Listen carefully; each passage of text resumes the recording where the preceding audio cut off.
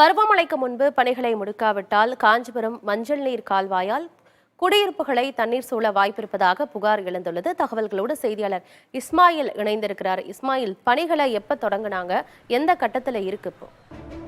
ஆனந்தி, காஞ்சிபுரத்தில் இருக்கக்கூடிய மன்னர்கள் ஆட்சி காலத்தில் அமைக்கப்பட்ட மஞ்சள் நீர் கால்வாய் பகுதியில் தான் இப்போ நான் நின்றுட்டு இருக்கேன்.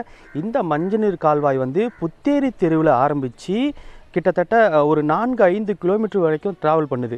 கிருஷ்ணன் தெரு, பல்லவர்மேடு, காமராஜர் சாலை, திருக்காலிமேடு வழியாக கடந்து நத்தப்பேட்டை ஏரியில் சென்றடையும் வகையில் தான் மன்னர்கள் ஆட்சி காலத்தில் இது வடிவமைச்சிருக்காங்க.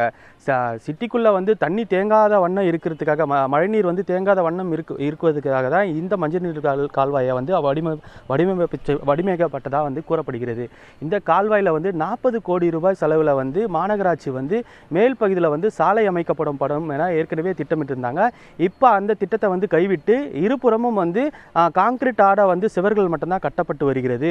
அந்த சுவர்களும் கால்வாயுடைய அகலத்தை குறைக்கப்பட்டு அந்த அகலத்தை குறைக்கப்பட்டு உயரத்தை மட்டும் அதிகப்படுத்தப்படும் என மாநகராட்சி மாநகராட்சி மேயராக இருக்கக்கூடிய மகாலட்சுமி யுவராஜ் நம்மிடம் தெரிவித்திருக்காங்க. இது மட்டும் இல்லாமல் இந்த திட்டம் முறையாக செயல்படுத்துவதற்கு கிட்டத்தட்ட 6-7 மாத காலம் ஆகும் என ஏற்கனவே நம்மிடம் தெரிவித்திருக்காங்க. மழை காலத்தில் இந்த பணிகள் தொடங்கப்பட்டு உள்ளது பொதுமக்களிடையே அதிர்ச்சியை ஏற்படுத்தியிருக்கிறது. இந்த கால்வாய் வழியாக செல்லக்கூடிய நீரானது முறையாக செல்லவில்லை என்றால் நகர பகுதியில் இருக்கக்கூடிய குடியிருப்பு பகுதியில் சூழ்ந்து அதிகப்படியாக, அதாவது ஏற்கனவே சென்ற ஆண்டு வடகிழக்கு பருவமழையில் காஞ்சிபுரம் பல்வேறு பகுதியில் மழைநீர் சூழ்ந்தது.